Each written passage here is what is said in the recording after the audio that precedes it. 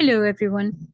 Okay, I don't know whether I'm going to call this video "What's Going On" or conspiracy theory or conspiracy reality. I don't know what's going on. I'm going to share with you. I have been listening to a radio program from Argentina, and they're talking about Israeli soldiers in Tierra del Fuego in the Patagonia.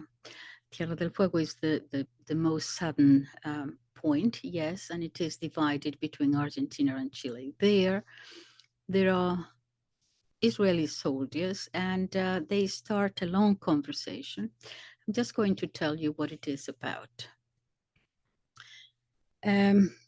Well, apparently, these young soldiers who are 18, 19, 20 years of age, when they finish what the official time in the army, many of them are sent to different parts of the world, and he's going to talk about his own specific place in Tierra del Fuego in Argentina, in the Patagonia.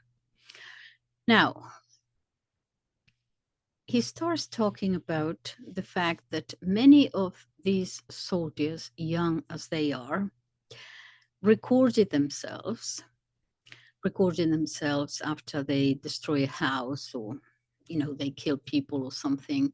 They actually record themselves with their own telephones, sometimes trying on the underwear of the woman who might be dead there, sometimes playing with the children's toys. Let me see if I can get something here from I have muted the audio because it is in Spanish, but let's see.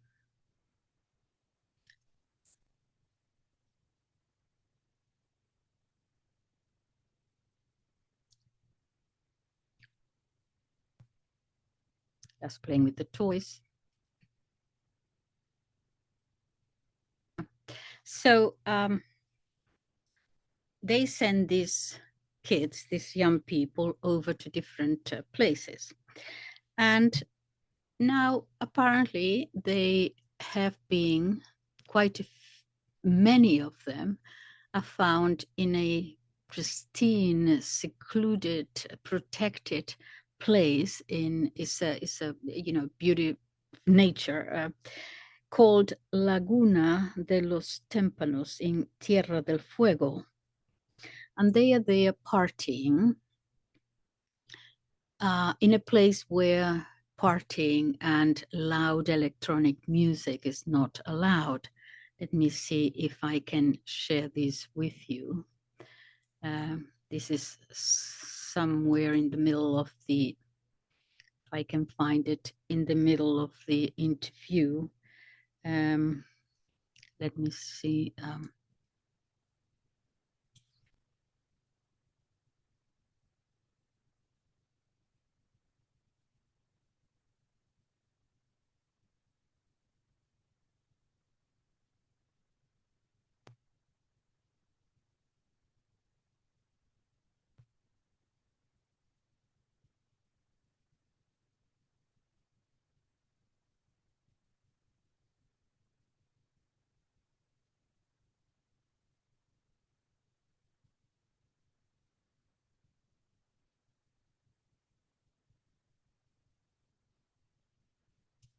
Okay, let me stop there. All this is, people are following them because there is an organization in Belgium called Hind Rajab. Hind Rajab was that little girl you remember about a year ago, who was in the car with her dad and her two brothers, and they were attacked by an Israeli tank, and they died. And then we have the little girl did not die, this Hind Rajab, and the conversation. She picks up the phone and calls her mother, and with this fear in her voice says, "I think my brothers are dead, and dad is not.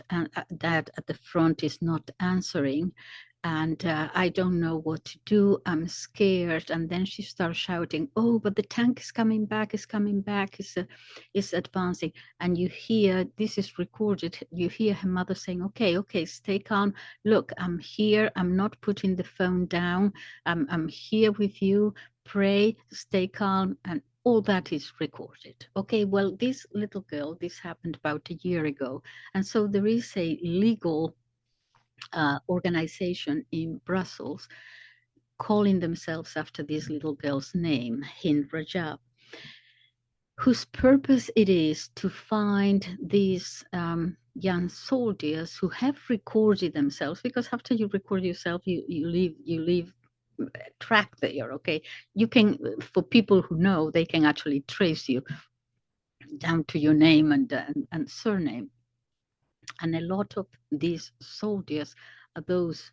Uh, and there is an arrest warrant for quite a few of them from the International Criminal Court. So you had some Chilean journalists going there, seeing them partying, and saying to them, "Is any of you here one of these who will has to be? There is an arrest warrant for them in through the International Criminal Court." And this interviewee is saying, this journalist is saying, the demeanor. This is recorded too, with which they were talking to the native Chileans and Argentinians.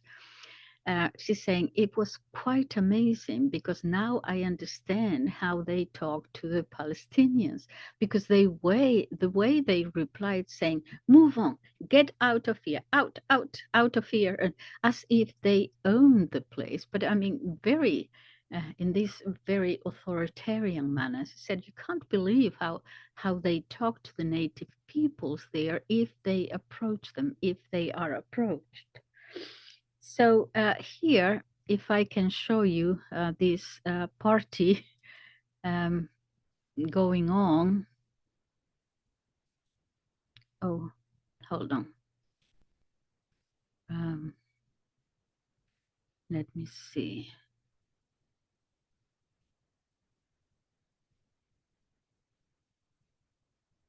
Bear with me a little bit. Okay. It moves on to something else.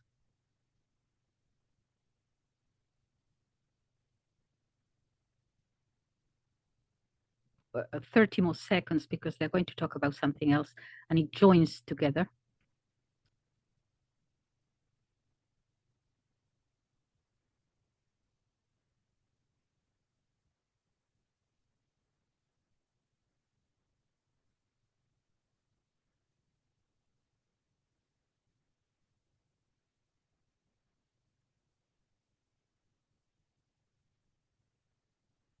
Okay, I showed you that before. He's complaining here that although the governor of that province of Tierra del Fuego at first was very adamant, even about welcoming the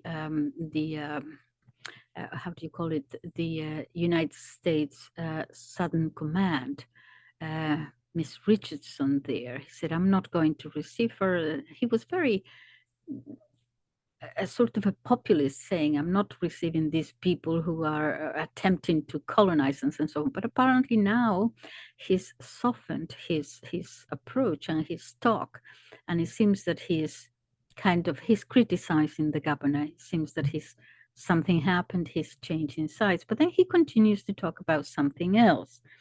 And it's about this last weekend, a British vessel. Let me see if I can find it here.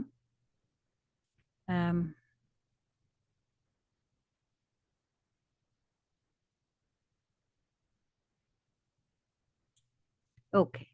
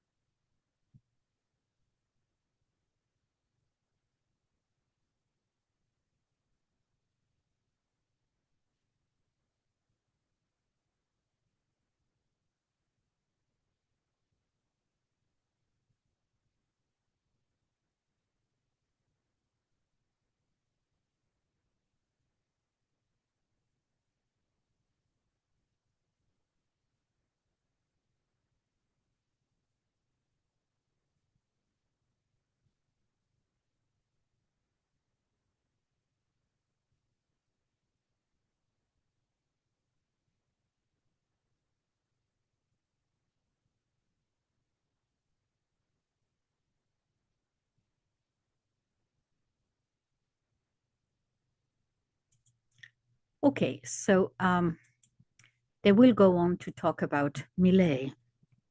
And Milei, people are saying that Milei is the name for Mileikovsky. I don't know whether that is true or not, that it was, produced over time. The reason that people are bothering to say something about his surname, this is the president of Argentina, is that Netanyahu's father's surname was the same, Mileikovsky. When he got to Israel, he changed it to Netanyahu, Natan being the city in Palestine.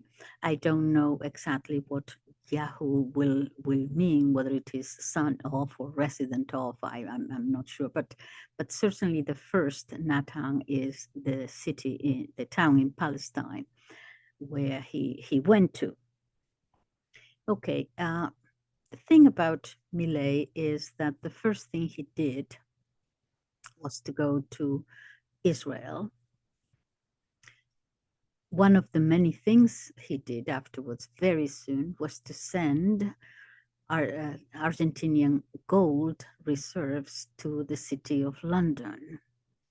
And the problem is that Milei, I know that the West loves him. He seems to be the joker of the party, as it were, with his chainsaw and all that. But the fact is that he is, I think there is plenty of evidence for this now, that he is a wounded person, mentally, psychologically.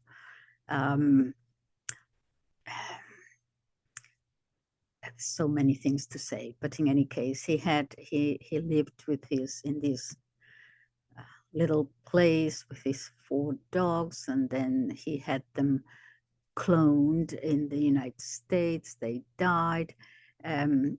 His sister advises him. They claim that they are having a relationship. Who knows? They say that he's addicted to irregular sex and so on, and all these things. Anyway, and his sister, very close, closer, it is intimated, than that close relationship between a brother and a sister. She is a tarot diviner. I mean, all kinds of things. Okay, I mean, it's just too much. It's just too much to just say, well, but he is being welcomed everywhere. And he had one of those political ascensions, that all of a sudden just say, where, because he wouldn't have been, he wasn't taken serious. He was on television and so on, but he wasn't taken seriously, really. And they have, like Macron before, these people with this questionable question marks about their beginnings and their childhoods. Milei says that he was very badly abused by his parents. He didn't intimate that it was sexual abuse of any kind. He just said that he was beat up terribly when he was a child. Okay, so all sorts of problems. But what is amazing is that we see so many instances now of these people appearing, winning elections. No one knew them, 2 hours before, and all of a sudden they get elected. And Milei is one of these people. But there are calls for, his recall and all that. There is a whole movement going on. But the West loves him. He goes everywhere. He went to Trump's inauguration. He's always everywhere.